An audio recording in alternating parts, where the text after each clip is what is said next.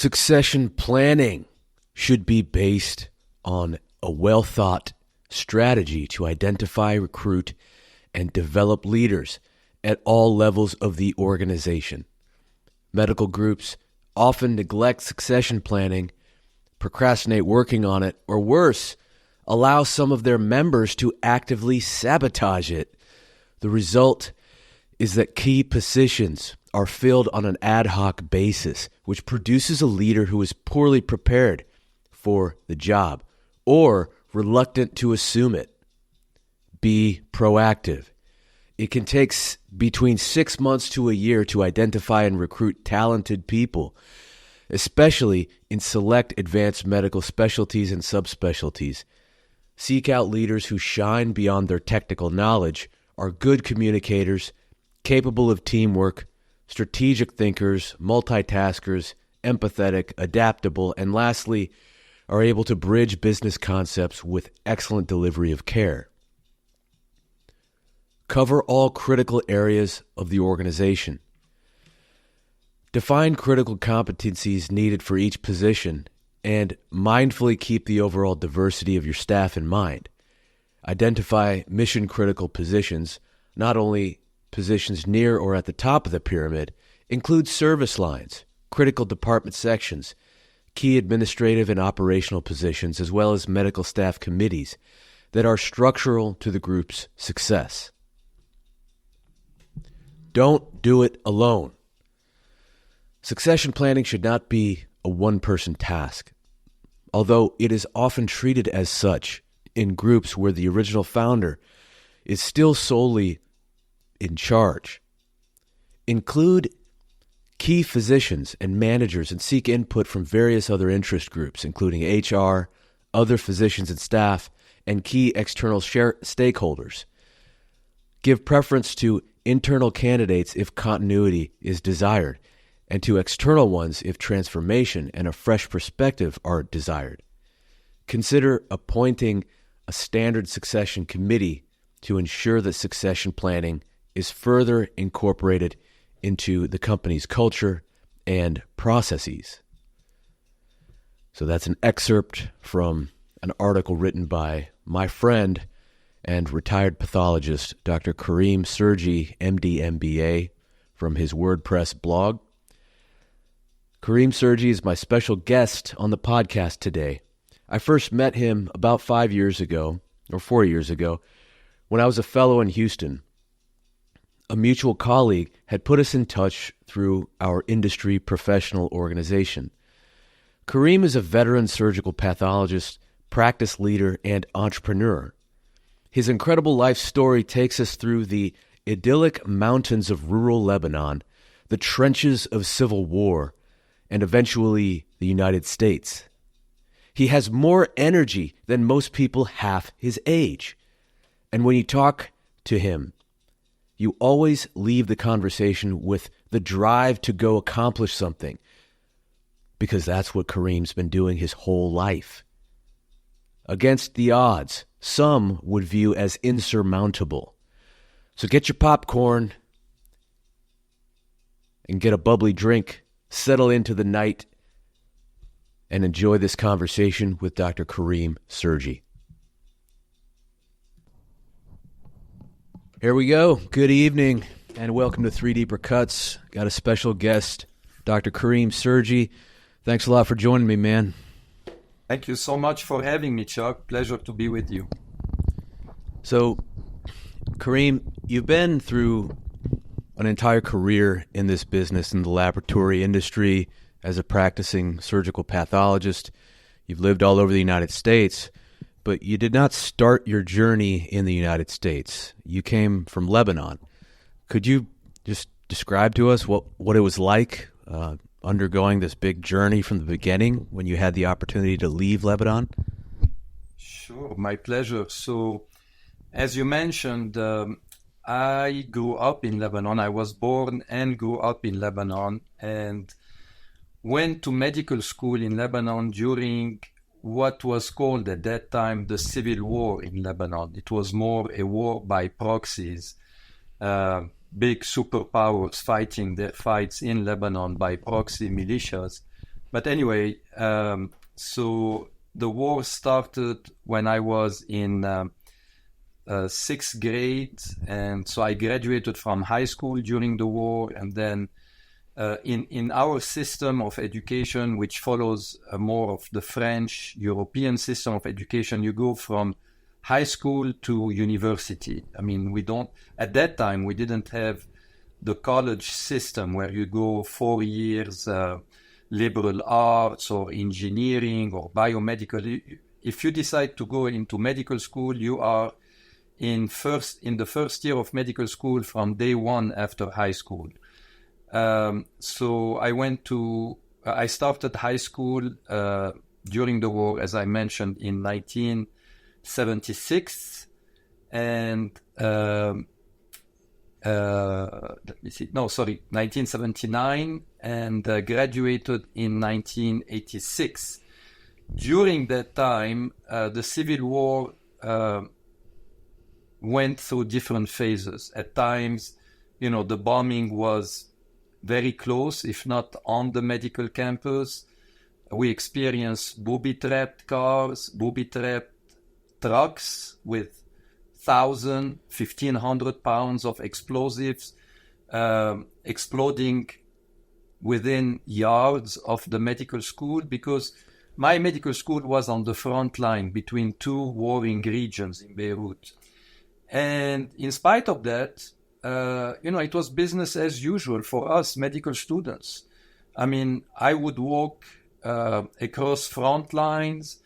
I would walk in areas where snipers were sniping at civilians, including myself and hundreds and thousands of civilians around me. We had our way to hide and go from building to building behind large containers to hide from snipers.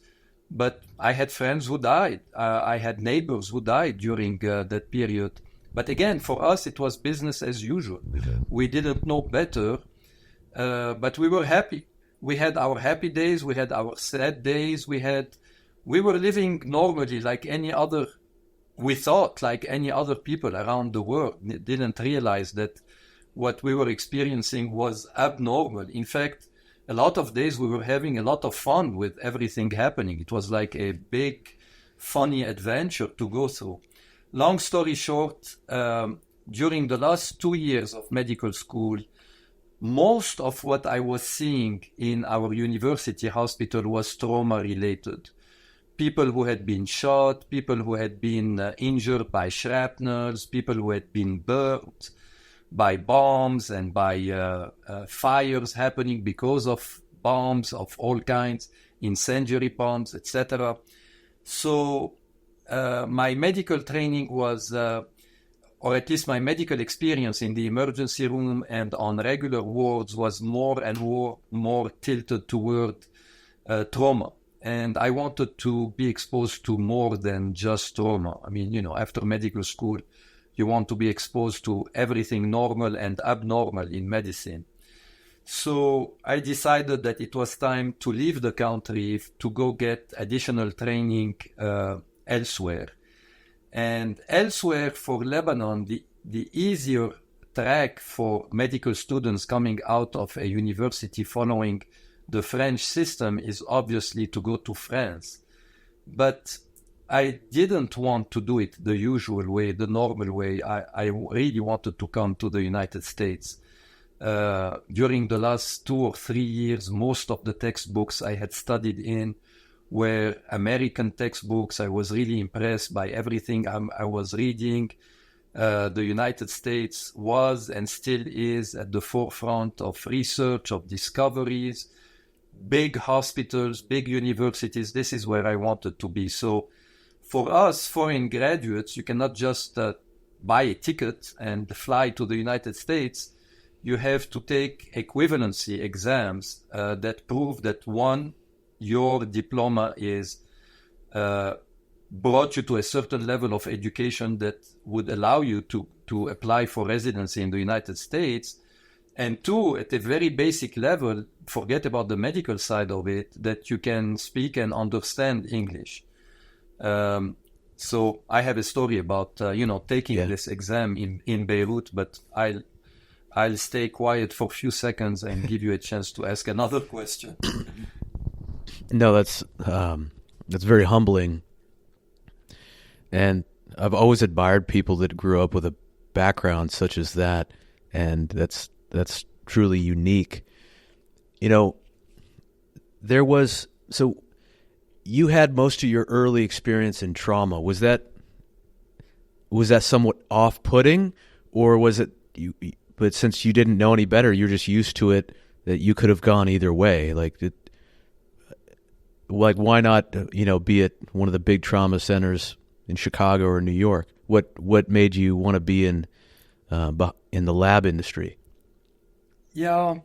So, it's like too much of a good thing or too much of a bad thing. And, I don't want to sound crass or anything, but, when day in, day out, you see tens of people being brought to the emergency room with their belly open, their head open, of all ages, kids, young people, middle-aged people, all people. The war doesn't care about age. Everybody gets injured. A lot of people get killed. So yeah, it's interesting. And yes, I was lucky to be exposed with to the best trauma surgeons, I would say, in the world at that time. I mean, the experience they had was unbelievable. Not only the surgeons, the anesthesiologists, the emergency room docs, even the radiologists. I was not exposed that much to pathology, and there is not much pathology to experience in situations like that. But the radiologists, had to make a diagnosis immediately to trace where the shrapnels were, whether they were close to vital organs, etc. So long story short, I got too much of it, and I was hungry for everything else I had learned in medicine, the other side of medicine, because I had not yet decided what I wanted to do as a long-term career. In fact, I was offered a residency spot in surgery, and ended up choosing anesthesiology in Lebanon. And when I came to the United States, the intent for me was to pursue my anesthesiology residency with a subspecialty in intensive care unit and cardiovascular, what we call reanimation in the French system. Oh, wow. So did you do a transitional year when you first got here? No. So what happened is that while I was in Lebanon, I got word from a family friend who was already working in a hospital in New York that the pathology department was looking for residents because they had not been able to fill their spots, and they had at least a couple of open spots in pathology. And it's very difficult for a foreign graduates to come and start in what's considered a competitive specialty, surgery, ophthalmology, dermatology, radiology, radiation therapy. Those are, almost impossible for people coming from outside the country. So pathology was an easy pass. And there is kind of a funny story about it, if I may share. Yeah, I'd like to hear that, yeah. Yeah, so during my interview, one of the attendings who was in charge of the residency program asked me, so tell me, why are you interested by pathology? I said, no. I am not at all interested by pathology. I don't want to be a pathologist. In fact, I had very little exposure to pathology during my medical education and my training.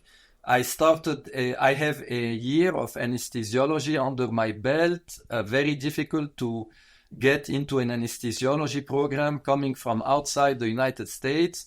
So what I'm hoping to do is to spend a year in your program, do a good job, get good recommendations from you and your colleagues, and be able to transfer to a good anesthesiology program in New York or elsewhere. And she stayed silent. I mean, she was in a state of shock. Oh, wow. And she looked at me, she said, wow, how refreshing. We have had residents like you come year after year telling us how much they loved pathology, only to disappear on us after sometimes few months, not even finishing the year. How refreshing, how honest of you. I said, no, you may as well know about it now. I won't be here next year. And, I was so naive, not realizing how risky for me it was to say something like that. It was like I was having a conversation with a friend, and she was not a friend. She was, she was my superior at that point and attending. So anyway, long story short, I started, miraculously, they took me. They must have been really desperate to have a resident fill that slot. And kidding aside, 2 weeks into it, I mean, no kidding, 2 weeks into it, I just fell in love with everything that this residency was about, what I was seeing, the kind of the type of specimens of diseases that I was seeing day in, day out. In pathology, you don't see one case, you see 30, 40, 50 cases. And as a resident, you are all over the place. You see everything. The lifestyle was great. The type of pathologists I was exposed to was great. The attendings I was working with were, very good, competent. So I went back to her and I told her, I'm not here just to say it, just to make me feel good or make you feel good. I fell in love with this specialty. I am not going anywhere. That's it. Forget about anesthesiology. Forget about any other specialty. I have found my calling. And that was it. I never looked back. Wow. That's, look, there's so many variety of personalities that go into this line of work. And I don't know a lot of people, at least when I was training in residency, I didn't know a lot of people that had that kind of circuitous route into this. But it's refreshing to hear that you also, this was not your first choice. You just kind of stumbled onto it like I did too. Yes. So most definitely. And just to close this side of the story, in my residency program, at least 3, we had 7 residents in our program. It was not a huge program. It was a community hospital based in Queens, associated with New York University, but outside the main campus of NYU. We had a lot of our rotations there. But at least 4 out of my class of residents didn't go into the second year. They went, they moved to pediatrics, to internal medicine. One of them moved into an unexpected opening in general surgery. So a lot of people, a lot of foreign graduates were used, and still are, as far as I know, are using pathology as a stepping stone into other more competitive, quote unquote, competitive, more popular specialties that they probably cannot get into coming from outside the United States. And that's fine too, because sure. A year in pathology is never wasted. I mean, we see so much. It makes them better surgeons. It makes them better pediatricians. It makes them better physicians overall. So it's never wasted. Yeah, you definitely get a much deeper understanding of what diseases actually mean. I mean, you kind of throw around these terms. I mean, I came from a primary care world, and I throw around these vague terms like lung cancer. But then when you're sitting at the scope, you just get a whole new dimension of all the various patterns and the different genetic subtypes. All right, so you're in New York, and at this point you had not decided if you were going to be in private practice or in academia. And I know we've talked about this in the past. You were offered a position in academia. But you also at this point you were almost starting a family, right? Your wife Yes. had come right about the time you were starting a fellowship at WashU. In fact, my wife was a year behind me in medical school. We have been together since high school, and after high school we went to the same medical school, and she was always a year younger than me in high school, in medical school, obviously. So then, because I did a year of residency in Lebanon in anesthesiology before coming to the United States, it gave her a chance to catch up and finish medical school in Lebanon as I was finishing my first year of residency. So when we came to the United States, I was looking for a residency. She was looking for a residency. But because of visa situations and because I was able to find a sponsor for in my hospital, in the hospital in which I was doing my pathology residency, and because they really needed pathologists to fill the residency spots, I was able to be sponsored for an H1 type of visa, which would allow me eventually to transition to a work permit and then green card and then citizenship. So because my wife was looking for a clinical specialty, she did the research for a couple of years, in fact for 3 years before we moved to St. Louis for my first fellowship.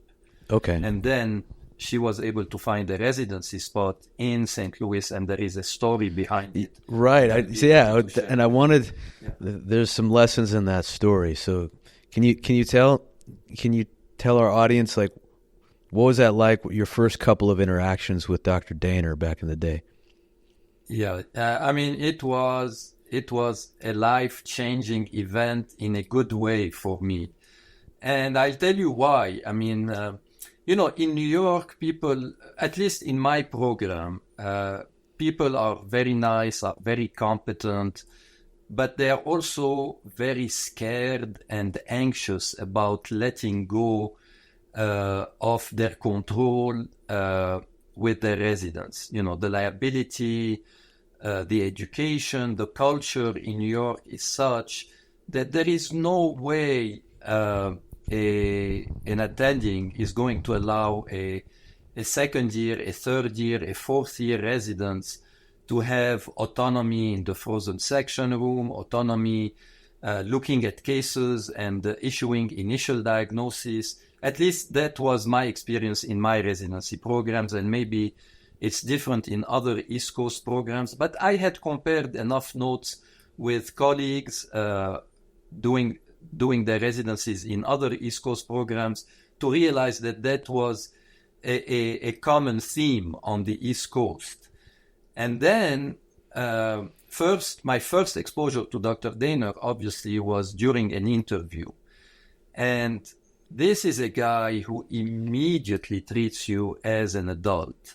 Here I was coming from a program on the East Coast where you are a kid in training until the very last second of your residency, and you're sitting with this giant of pathology, and he's treating you like an equal to him. You're not an equal, you're never going to be his equal in 1,000 years of knowledge, but he's treating you like an equal with all the respect due to an equal. And he's describing to me their fellowship in surgical pathology at Barnes. And to me, it was like listening to a great dream. It's like, this is at this stage of my training, this is exactly where I want to be. But I had to be a little bit non-selfish and think about my wife, because she had sacrificed 3 years of her life waiting for me to get papers and, visa, a valid visa situation in the United States. And I didn't want to accept something that would put her again in a situation where she would have to wait another couple of years. So during the interview, we really clicked really well, Dr. Daner and I. We went to the same system of schooling. I went to a Jesuit school in Lebanon and to a Jesuit university. He had gone to same Jesuit school, Jesuit medical school. And we talked about a lot of things. Dr. Daner loves to talk about history, about family, about a lot of stuff that has nothing to do with medicine in addition to his knowledge. And at some point he said, okay, we would love to have you in this program. And nobody found myself telling him, Dr. Daner, I would love, this would be my dream to come here, but I have to be honest with you. My wife will have to apply for a residency program, and if she doesn't match in any of these programs, in St. Louis, you're left with WashU and SLU, basically, St. Louis University. This is it. As academia, I'll have to defer my response until I hear what she's able to find in that environment. So he said, I interviewed in December for an unexpected opening at Barnes. My interview with Dr. Daner was in December, late December. He told me, what are you doing for Christmas? I said, well, for Christmas, I'm traveling to Lebanon to be with my family. Same with my wife. We are both from Lebanon. He said, okay, I'll tell you what. Your job is to go to Lebanon and spend the holidays, Christmas with your family. My job is to find your wife a residency program in St. Louis. Nice. And this is exactly what he did. This is a man, a guy who is equally generous at work and equally generous outside of work. And, when you have a leader like that, it's a lesson for life. You pay it back to people who work with you down the road. And he was true to his promise. We came back from Lebanon after the holidays. Keep in mind, no cell phones at that time, no emails. Forget about emails. There were no emails. My only way to contact him would have been to call from Lebanon. Keep in mind that most of the phone lines in Lebanon had been bombed to smithereens by then. Wow. So when I came back to Lebanon, I called him from my hospital in New York. And I said, Dr. Daner, I'm just calling to catch up, see if you were able to contact somebody. Is there somebody my wife needs to contact to send her application to? He said, no, doesn't need to send an application. There is a spot waiting for her at St. Louis University in the internal medicine program. Nice. I couldn't believe my ears. This is the kind of guy he is. Yeah, that's very true. I think that's the leadership culture that we all try to pay it forward to, when we're in a situation where we can help someone, because it's not always the case.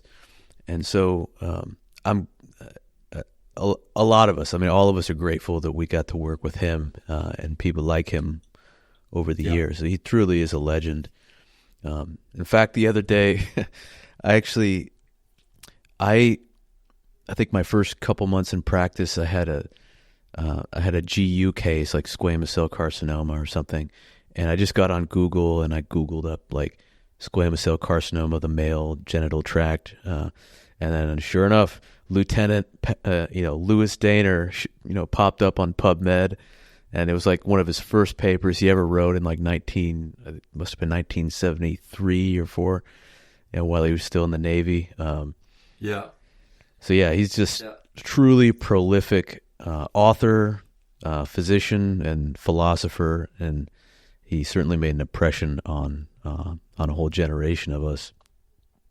Yeah, you had to be brain dead to not be impressed by a giant like Dr. Daner. And as you know, all of us called him Pepper. For some reason, that was his nickname. And from day one, I mean, you would say Dr. Daner, and he would tell you, no, call me Pepper. This is how everybody calls me. And from day one, it was Pepper, as if we were good buddies, as Right. if we had grown together. And this guy had a textbook under his belt, an entire textbook, you know, from page 1 to page 500 that he wrote and edited. He had tens of papers, full professorship. I mean, you know, had all the honors due to his career, and you were on a first name basis with him, and felt very comfortable dealing with him as a big brother. Never considering him, you know, this scary figure or this Right. remote, unreachable figure. I mean, a true leader. In addition to pathology, this is really where I got my leadership chops. It was at St. Louis, because he led by example. And if the boss is doing something and is staying late and is coming early and is helping and is mentoring and is protecting, how can you not be like that when you graduate from such a program? Yeah, absolutely. It's just kind of hard to fathom. I mean, for, you know, there's some people on this list that are not practicing physicians, but just to give you an idea, I mean, one paper is weeks upon weeks upon weeks, months and months of intellectual work outside of a minimum probably 70-hour work week plus overnight call and supervising residents. So when you look at just the body of literature that this physician has put out, it's just staggering that on top of that, he was just a humble man that tried his best to just exemplify these qualities so that we would leave that program not only with the intellectual tools to succeed, but just also some framework to lead. Because I don't care what anyone says, it's like if you have MD behind your name, you are a leader. You may not like it, but you are. And you must kind of put yourself in a position where you're always curious about, like, how can I be a little bit better? You know, it's like an ongoing journey. So, excellent point. And in fact, you know, there is a Barnes Washington University kind of personality, and once you go through this, you know, through a year or 2 years of fellowship, or after you go through the experience of working with giants like that and being exposed to their leadership style, any other setting becomes extreme. And I don't mean it with arrogance. I mean it right. with comfort and confidence. Every other setting becomes normalized. It's like, if I was able to do it in, and I'm sure there may be other programs like that. So I'm familiar with Barnes. I'm talking about Barnes and Dr. Daner, Dr. Wick, all of these giants we worked with. Nothing after that was caused any anxiety for the rest of my career when it came to diagnosing a case, when it came to interacting with other physicians, when it came to interacting with families, with patients, when it came to lead departments. That's it. I mean, you know, it's like going to war, being in a platoon of Marines that have seen the best of the best and the worst of the worst, and then you go to an 8-to-4 job. I mean, what in the world is ever going to scare you after that? Absolutely. It's like you've been through the ringer, and I think it's just a good thing. You want, you know, I was joking with this guy in San Antonio on one of my first interviews a couple of years ago, and we were having dinner afterwards, and I think he was at UPMC for his fellowship, and he was like, dude, when you're in training, you want to get killed. You want to get murdered to the soil. Because then when you get out into practice, it's like things don't faze you. It's already a steep learning curve when you're out in the real world, but you're not going to be fazed by the fatigue or this and that. And if anything, you're looking for more stuff to do, which you have clearly done. And I wanted to kind of move on to that phase of your career. So I know you were chief fellow down at MD Anderson, and then you had the opportunity to go to Colorado, and you were a leader in private practice. So that's what I wanted to get into a little bit more of, when you started to pick up these extra duties here and there, and how that sculpted your career. Yeah. So if I may, I mean, just to give you an idea of my taste for extra duties. Even in New York, when I was a resident, in the same building in which our pathology department was located was an independent oral pathology lab, completely separate from our department. I mean, no ownership, nothing. It just happened that this oral pathology lab was in the same building. Very nice oral pathologists, all of them dentists, specializing in oral pathology. And they needed somebody to cut their specimens at night, because they would get specimens from all over the United States. They had a national and international reputation, and they were getting tens of specimens by FedEx every evening. And they needed somebody to cut those specimens for them. And you know how it is for oral pathology. I mean, you get very small pieces of tissue, so it takes you, maybe a minute and a half per specimen to move through it. However, they were paying me money to do that. So as a resident moonlighting in the same building as my pathology department after work, I was making more money than the attendings who were officially working in the pathology department and being content with an 8 to 4 kind of situation, or 8 to 5 sometimes. Then most of my colleagues and most pathologists in New York didn't like doing autopsies. I didn't like doing autopsies neither, but, as a resident, you're hungry for more stuff. So I was doing autopsies, also moonlighting when needed, and doing already more money than the attendings in New York. It doubled my doing more money than the attendings in New York. So, okay, that's awesome. That's so intense. You have to be open to opportunities like that. As long as you're doing your job, fulfilling your obligations, if you have opportunities, you're young, you're hungry, you have, thank God, the health to do it, why not? So anyway, in St. Louis, after my fellowship, I stayed on staff for a year. And then I asked Dr. Daner if it was okay with him if I went to MD Anderson for a cytopathology fellowship with more interest in interventional cytology, FNAs, interventional and otherwise. He was very supportive. So I went to MD Anderson. After my fellowship there, I stayed on staff for another year, but the plan was to stay another year and then go back to Barnes and be on staff at Barnes. And while I was in Houston, a friend of mine who was a fellow with me in St. Louis had moved to Denver. And he called me while I was on staff at MD Anderson, and he told me, we have a very active cytopathology lab, and we would like to recruit you to be the director of our cytopath lab. Would you be interested to come to Denver, to come and visit us in Denver? And I said, of course, where is Denver? I had no clue where Denver was at that time. And I'm serious. I had moved from New York to St. Louis to Houston, and I still had a lot to learn about the geography of the United States. Okay. So he started to laugh. He told me, why don't you come to Denver, buy your ticket, come to Denver, come on a Friday.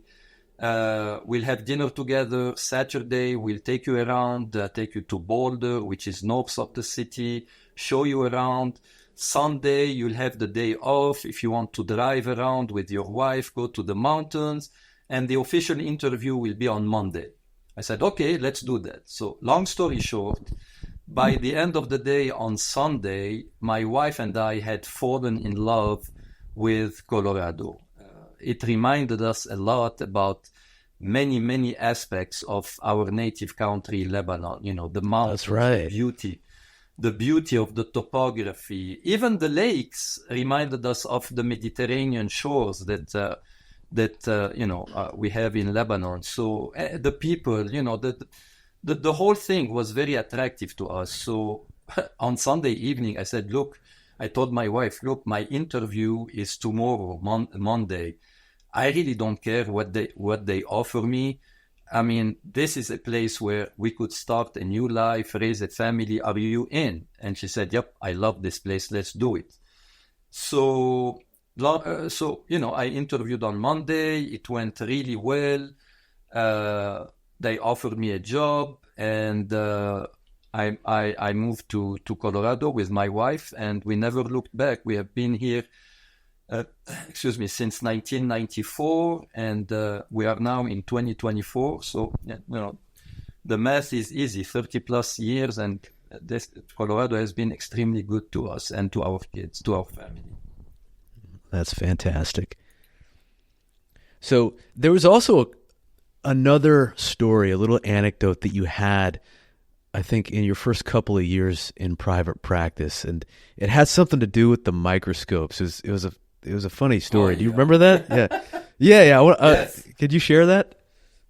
Sure. So when I first joined the group, I was on a partnership track, and the partnership track was 3 years, and then after the third year, it was not as regimented, as structured as it is in groups nowadays. It was more, 3 years, you don't offend anybody, you don't mess up with your cases, you work hard, you take care of business, short of punching somebody in the face in the hallway. At the end of the third year, you're in. But, you know me, and I speak up my mind. And during those 3 years, I had an opportunity to speak up my mind more than once, because the colleague who recruited me and myself came from programs where we saw things that could really add a lot of value to the way we were doing things in the group of 6 people that I had joined at that time. And the people who were like me, non-partners, still in their partnership track, were always very careful. They would say things in private, but then when we had group meetings, they would stay silent. They wouldn't say anything. And I was never like that. I'm going to speak up my mind respectfully. And when things are not right, I'm going to express my opinion. And if somebody can convince me of the contrary, I'm all for it. I'm not always right. I'm willing to listen. So one of the locations we covered had a microscope in the frozen section room that had a layer of glue on it that had not been cleaned for years. I think Virchow used it first, and it had not been cleaned since Virchow. And it was impossible to clean it. The glue had become part of the microscope. So I spoke up. I said, look, this microscope is a liability waiting to happen. We cannot, in all conscience, issue diagnosis and be comfortable with the diagnosis we issue in the frozen section room with this microscope. It has to change. And one of my colleagues, who was the medical director there, had grown very comfortable with this microscope. Maybe he was right. Maybe the mediocrity of the microscope was okay for somebody with, who had worked with that microscope for a long time, but it was definitely not okay for us youngsters. And I was the only one to speak up. And he was not budging. He was going to keep this microscope and potentially expose us to liability at some point. So seeing that verbally nothing was changing, I wrote him a letter. And in the letter, I said, look, we have had this conversation verbally many times. Keep in mind, I'm not a partner yet. We have had this conversation many times. You haven't done anything about it. I have mentioned to you the potential liability. You haven't done anything about it. Should anything happen with patient care, you are going to assume, as medical director, you are going to assume the responsibility and the liability of any mishap with diagnosis. Of course, I would assume it too, because I'm issuing the diagnosis, but as medical director, be certain that you will be named in any lawsuit affecting patient care directly linked to this microscope. Right. We had a brand new Olympus BMAX 40 a week later. Sometimes you have to take a stand. You do. You don't care about partnership. I mean, partnership is a nice icing on the cake, recognizing your hard work, and it's great if you get it. But if it comes at the price of compromising patient care, compromising your values, right, compromising who you think you should be as a practicing physician, and the respect you need to have for yourself, for your patients, for the people around you, then you say it the way it is. And if they don't like it, you find yourself another job. I mean, it's a big country with 50 states in it. Plenty of other opportunities. And so you're the type of guy who, when you have a pain point, you will advocate for yourself. Like, you're self-assured, and you always have been. You kind of that confidence, just the way you are. What have you seen as a pain point for young doctors 2 to 3 years in practice in the present day compared to what you went through? Yeah, so first of all, I'm very, very impressed by, you and I have served at the CEP and other professional organizations, excuse me, and I got exposed to a lot of bright, new in practice, you being the very first among them, and I'm not saying it just to be nice. Sure. We served together on the practice management committee, and you brought a maturity, a smartness, an engagement that was very much to honoring of your age group and of the enthusiasm and the smartness that your colleagues bring to the table. And I don't remember that we were that engaged and bright and open-minded at that time. Maybe I missed it, but I didn't notice it, and it's refreshing to see people like you really bringing this energy. However, I keep hearing around me how scared, how anxious new in practice are, and how sometimes reluctant they are to express their opinion, whether they are in academia, whether they are in private practice, whether they are working for a commercial lab,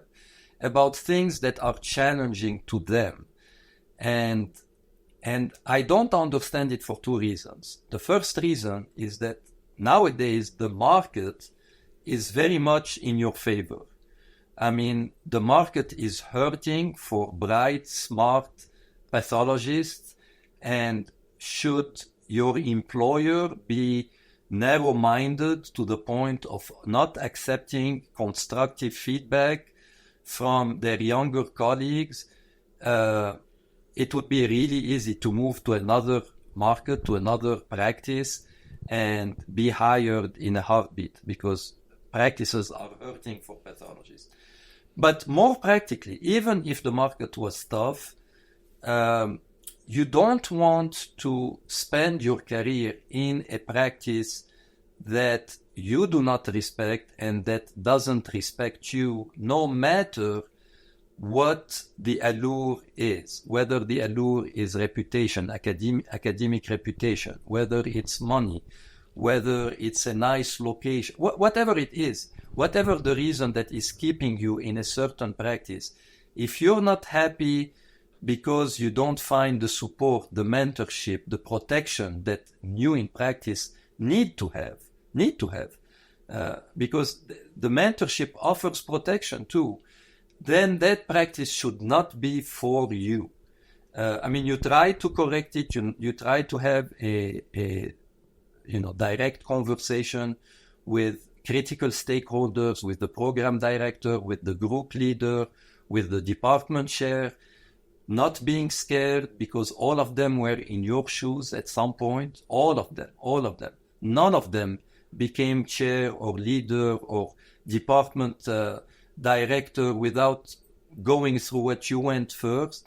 And you tell them not only what's not working, also offer solution, and most importantly, ask them directly for their help. I mean, people love to be asked for help. If you come to somebody and you tell them everything that is wrong and you turn your back and you leave, I mean, what do you expect that person's reaction to be? It's like, okay, he told us that we are morons, we're stupid, we don't know what we're doing, and he or she turned their back and left. Instead of, look, this is not working for me, maybe it's me, but can you help me do it better? This is how I feel more comfortable doing it. Have a dialogue with your seniors. You would be surprised how many of them would step forward and volunteer to mentor you and mentor you out of your challenges. I couldn't agree more. Yeah. It's as simple as just asking. It shows humility that you want to do better. And I mean, I've been blessed, man. Like, I had a lot of guidance before I took this job. I mean, there's senior people that I met through the CAP and that basically told me how to be successful. And they're like, do this, avoid doing this, and then just show up and do it. So, the bottom line, Karim, is that most people didn't grow up in a war zone like you did. And I think that forges extremely thick skin and the ability to just be resilient and not get tired, not give up. And so that's why I wanted to get your story out here, because there's a lot of lessons of who you are now, the message that you have. A lot of it comes from your, you don't have to grow up in a war zone, but it certainly, having some sort of adversity helps 100%. But such a good point. I mean, a lot of time people tell me, oh my God, it must have been horrible. It must have been terrible. And, depending who is telling me that, but if I want to engage with a friend or a colleague, I tell them, guys, best formative years of my life. Because during a war, you see the best and the worst of human beings.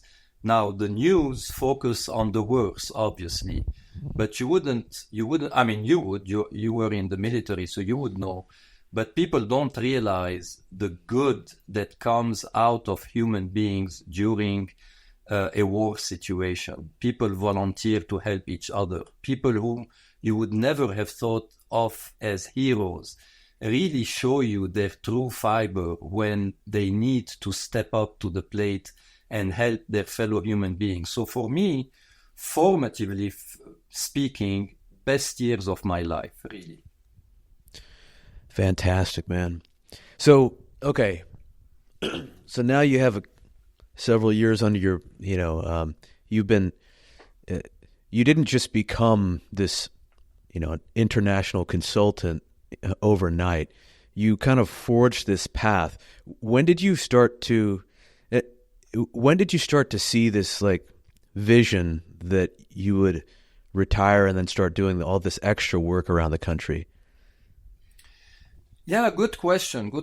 I mean, there is definitely not a specific day or date or hour of the day where, there is a eureka moment and you say, this is what I'm going to do. It's more of an evolution. So when I first joined my group, as I mentioned, we were a group of 6 people. And then I got involved on the business side of the group. And with my partners, we were able to grow the group to 35 pathologists, multi-specialty, multi-site, covering multiple hospital systems, and at some point getting specimens from 26 states. Now, in addition to that, I got more and more interested in medical staff leadership. So I assumed different positions on peer review, quality review, chief of medical staff, member of the medical executive committee for a hospital system.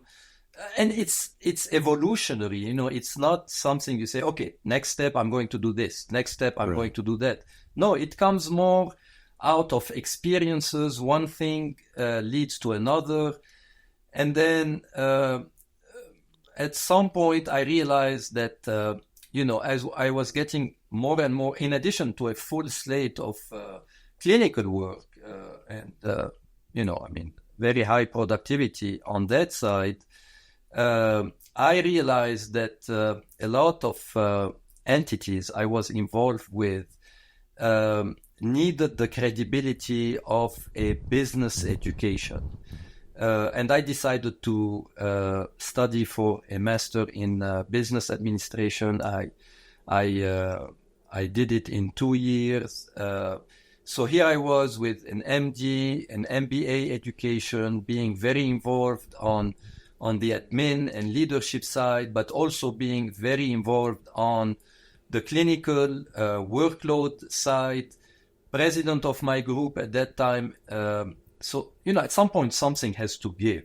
Okay. I loved all of it. I mean, if I had infinite energy, infinite stamina, infinite hours of the day to also spend time with my family. My girls were at a point where they were about to move to college, leaving home. So, everything came together and I had a choice to make. Do I still want to do it all? Or do I want to give up something and focus on something else? And it was not an easy decision because I really loved all of it. I loved patient care. I loved interacting with physicians, but I also loved the business development, growth, leadership side of it. And I decided to go part-time with my group, try to better appreciate, which direction I want to take. And as I was part-time, I did it for 6 months. It was a pseudo part-time because people were calling me all the time about different things. So on paper, I was part-time. In reality, I was still full-time, being involved in different matters affecting medical staff, business, private group, etc. So I realized that, half pregnant was not going to work. Needed to make a decision. And for lifestyle reasons, for regaining ownership of my time, of my geography, for being able to, in addition to travel to Lebanon many times a year and visit with my aging parents, I decided to choose the business track and started my own consulting company. And the product that I included in that consulting company is everything I had learned during my journey, all the mistakes I had made, all the best practices I had discovered along the way. I thought, okay, at least I can share them with colleagues and help them out with their challenges if they ever needed it. And this is how I started my consulting company. So it was more of an evolution rather than a big vision, a plan for it, many years plan for it. No, it didn't happen that way. Okay. So what was one of the mistakes that rocked you early on when you were getting involved in the business side? So I would say for me, something I learned to master is, or at least control would be a more appropriate term, is impatience. When you have an idea and you know that it's a great idea, you want it accepted and implemented yesterday, And then at some point you realize you're not in a solo practice.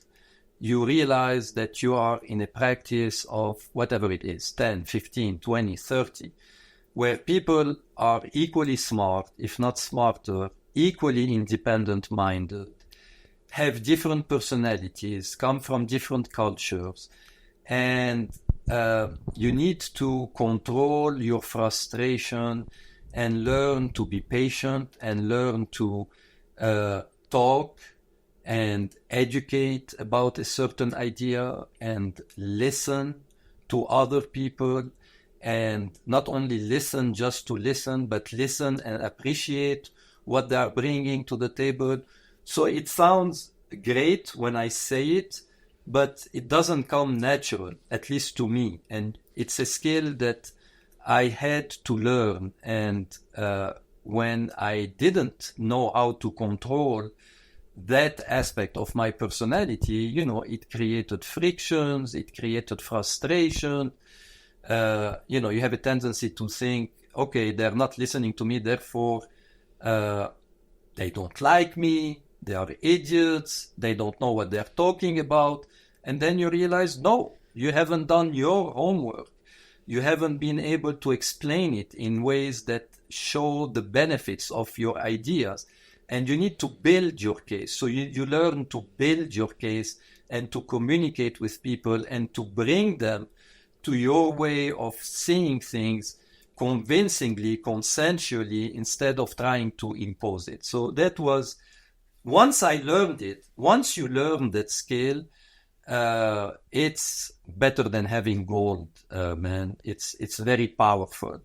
But it takes time to mature to that level. And you know it. When you mature to that level, you see it in people's faces. You see it in people's eyes. You see it in their body language. All of a sudden, they are listening to you. They are communicating with you. They are working with you. And it changes the whole game. So that would be my biggest initial mistake that I had to learn from and become better at.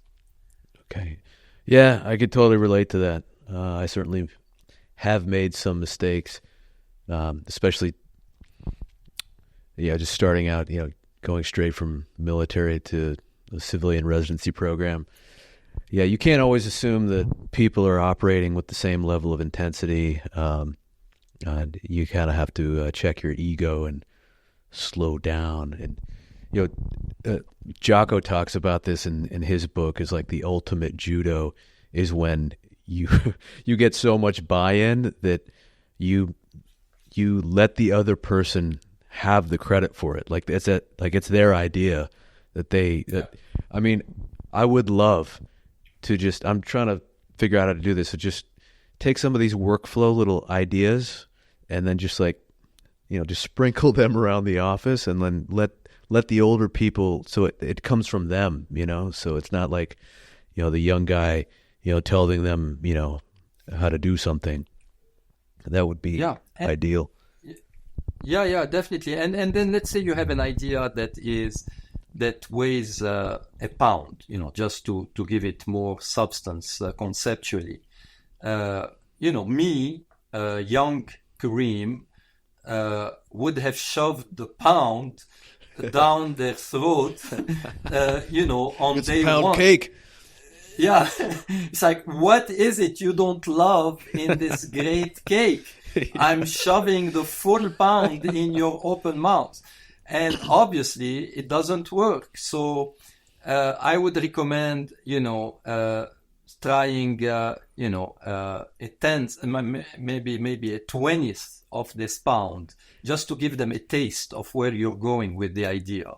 And then if your colleagues bite because you have initiated an idea that may help everybody, including them, it has to be something that benefits both sides. This is how we operate as human beings. You add another bite and another bite, and before you know it, they are asking for the full pound. They are not satisfied with the bites anymore. They want the full pound. Like you said, it's the ultimate reward when you start an idea by small bites, and all of a sudden you hear your colleagues lobbying for it, and you just sit and wait for it to happen. It's like, whoa, great. That's the best, because that's the best, absolutely. Yeah, just let it come from them, and then they're more excited about it. They own it, like they have buy-in. They feel like they're responsible for it, and you lose that dynamic of you're trying to impose something on the other person. So I mean, I'm still struggling with this. I'm trying to convince people to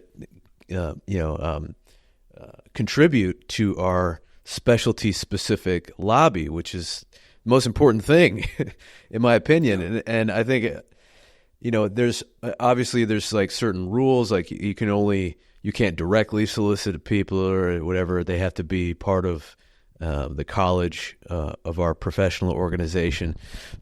But it's like, look, I mean, physicians kind of relinquished control for reimbursement for our services during the Nixon administration. And anytime you relinquish control, it's like you have to play by the government's rules. So he who lobbies and contributes to their political action committee has the most control. And so it really bothers me when I see the numbers so low I can't speak to the other specialties, but I just see it, on the little map that gets emailed to us. And I was like, come on, we can do better. I mean, this is serious now. You know what happens when they try to corporatize medicine and they silo everything in large organizations. They start telling you what to do, how to practice, what tests you can order, what tests you can't order, start controlling your office space. So I don't want to go too far on this rant, but that is basically an idea that I'm at a loss for how to get buy-in from people. Like how do practicing physicians, pathologists, not see this, that this is a must-do thing? And how do you convey that message without imposing it on them? I don't know the answer, but I'll keep trying. I have a theory about it, and it may be one of many theories, but I have seen it in a couple of situations at least. I think many of our colleagues think about donations in terms of amounts that they don't feel comfortable with. And it's like, I have other priorities. I'm not going to spend thousands of dollars on advocacy or charity like the foundation, CAP Foundation or others. And they don't realize that, I think, that's my theory anyway, that any amount helps. So to borrow from the analogy of the pound that I was talking about, I would approach them and I would say, look, can you buy me coffee today? And they're going to look at you and say, coffee? Yeah, I mean, of course, I would love to buy you coffee. And let's say coffee is $4, $5, whatever it is, $2, $3, depending on where you are. $2, $3 in a regular place, $20 at a Starbucks, maybe. No, I'm kidding. So anyway, whatever they're willing to say, you say, okay, I'm going to take this amount and I'm going to help you access the PathPack site. And we're going to give this $5, $10, $15 to PathPack because you multiply it by 18,000 pathologists, members of the CAP, and it amounts with time to millions of dollars. And I think this is what paralyzed a lot of our colleagues. Every time they get approached to donate any money, they are thinking in terms of hundreds and thousands, which is great if they feel comfortable doing it. But any amount, just to show that they're engaged with the process and they understand what the process is about, would go a long way to establish a culture of this is our political action committee and nobody's going to advocate for what we do other than ourselves. So small bites until it becomes almost automatic. This Dr. Gangahar dude is funny. He approached me for a cup of coffee, and here I am 3 years later donating on a regular basis. You never know. It may click in their mind. That's actually a good idea, Karim. I had not thought of that. That's a sneaky... Because it's like when you talk about this to people, at least in private practice, they don't disagree with you. Yeah. It was different when I was in fellowship and residency. People looking at me like I was some sort of psycho. I was like, "What are you? They're, like, what are you even talking about?" I was like, "Dude, do you have any idea who you're up against? These people are killers, like the other industry lobbies. I mean, like they have a fleet of lobbyists. It's literally, it's so if you cannot complain." If you're in a big health system and you're unhappy with the way things are going, you should not be complaining unless you're like contributing. But now we're kind of at the point where I'm just like, no, let's just not even go there. Let's just find ways to lift each other up and make sure that you are on board with how this all works, how this system works in the United States at an early age, before you get kind of set in your ways and get all cynical and, because that's not helpful. So that's part of the reason I wanted to start this podcast, because I just feel I feel very strongly that this is one of the best careers there is. And I'll tell you why. So in the process of promoting this podcast and meeting people on the internet who also have podcasts in different industries and have different businesses, a lot of these people are trying to escape their tech or finance or consulting jobs in corporate America that they hate, that they have to work 80 hours a week and they always sacrificing family time and this and that, and they don't believe in what they're doing. It's just like, Karim, I don't have that problem. I love what I do. I'm making a difference in people's lives every freaking day. I get to talk to clinicians every day. I'm at the bedside doing, F&A evaluations, all this stuff. I'm interacting with hospital leadership on these peer review stuff, and you know what I mean? It's a great job. And I can't relate to the people that feel trapped in, as human beings I can relate to them, but do you know what I'm saying? Like I'm thinking to myself, wow, okay. I'm grateful that I don't have that existential problem that you have. It's really funny that you're saying that, because coincidentally today I was thinking about what we get exposed to when we go to national meetings, whether it's the CAP, the ASCP, the APF, and others.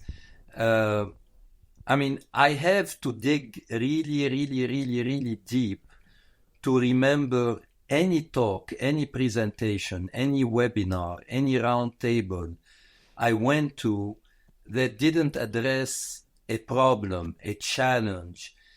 And what you just said about how blessed we are to be in this specialty where you're touching somebody's life, at least 30, 40, 50 people's lives and their family lives every day, where you're interacting with very smart people, whether they are physicians, nurses, PAs, medtechs, administrators, etc., on a daily basis, day in, day out, whether you are exposed to material that is brain stimulating, that awakes every single neuron you have in your brain, you don't hear about this excitement at national meetings.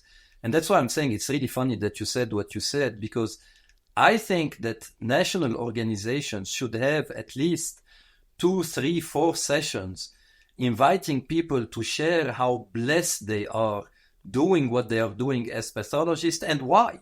Share with us your victories. Share with us your, gold medal moments on a daily basis, on a weekly basis, once a month, whatever it is. And we don't do it enough. We like to complain and whine and and compare miseries instead of really sharing how blessed we are to be doing what we're doing. Not talking about the income. Not even mentioning the income. I've heard colleagues, physicians, complaining about a drop in their income, speaking loudly in front of the secretary's office or in front of medical technologists working at their stations. Jeez. And saying that their income had dropped from X by 20%. And, I'm making a quick calculation in my mind of X minus 20% still places you in the 1% category of the population. So what is it you're complaining about in front of people making maybe a tenth of your income? I mean, you should be very careful about thinking and talking in those terms. Yeah, absolutely. And that's a no-go. Like you got to have some respect for, the staff that you work with. And, that's another thing that you can never take for granted. If you have excellent secretaries, excellent histotechs, excellent lab managers, like that counts for a lot, man. Like if somebody's offering me like more money a couple states over, I don't know, because it's not until you've been there, and like you got to weigh in all these other factors, because on a daily basis, the lab managers that I have the privilege of working with, they save me hours a day. Yeah. They're so dedicated to their craft. They're so positive, and they're just good at what they do. They're a lot more detail oriented than I could ever be. So those things all matter. And when it comes down to income, it's like, look, this is a competitive game. There's other industry players. It's not that they're good or bad people. It's just that they're, jockeying for their interest, and they have deeper pockets than practicing physicians do. But if physicians all get together and contribute, a few bucks every month to their committee, we could bring the industry to their knees. We run the show. This is our business. Yep. This is not yours. The show stops with us. And trust me, there's going to be a bubble coming in medicine, because they're trying to get something for nothing. And this doesn't apply to pathology yet, but the idea of dumbing down the history and physical exam so that somebody with 1/10 of the education can do it, that's like what Milton Friedman, the economist, used to talk about. It's just like you're trying to get something for nothing, and there's going to be a correction. And right now, the errors haven't made it to the peer-reviewed literature.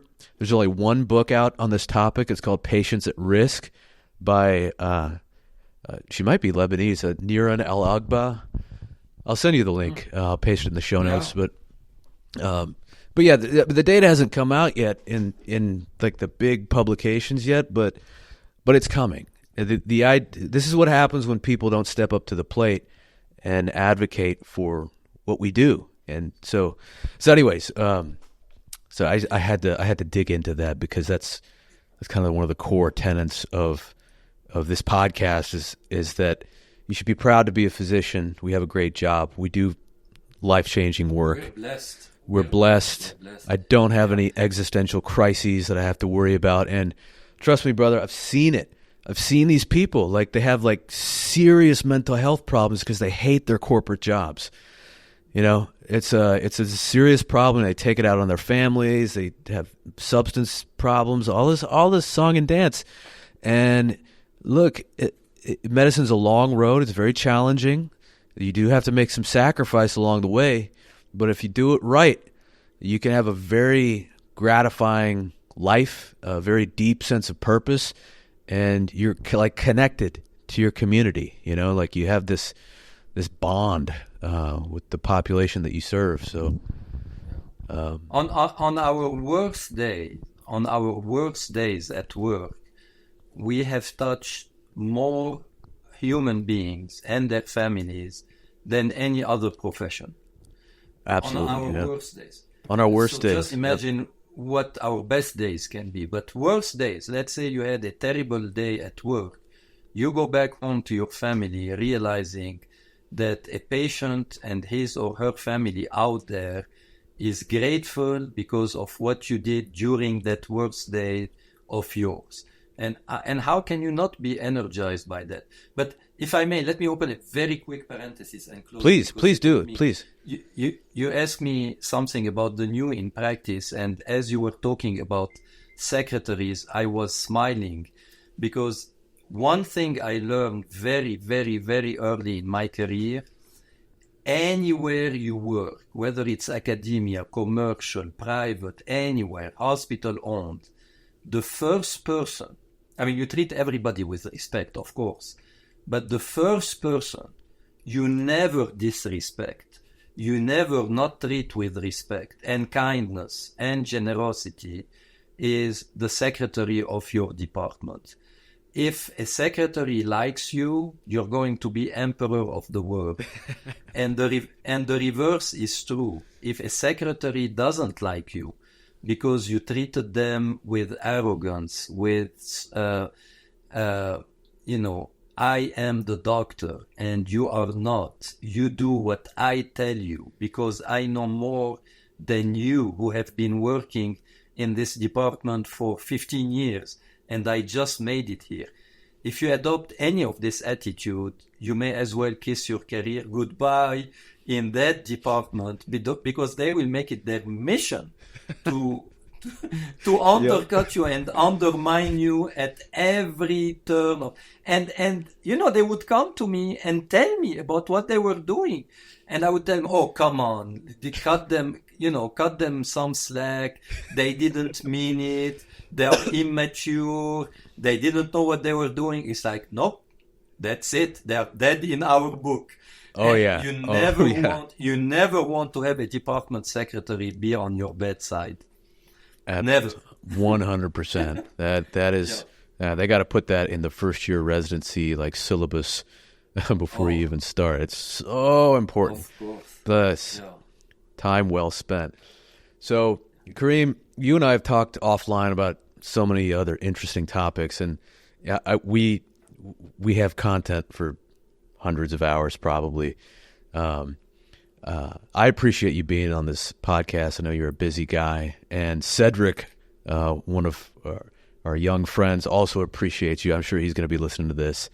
I'd love to introduce you to a few other like-minded folks on this list as time goes on, and I'm sure we'll cross paths either in Vegas this fall or at another meeting. But thank you so much, man.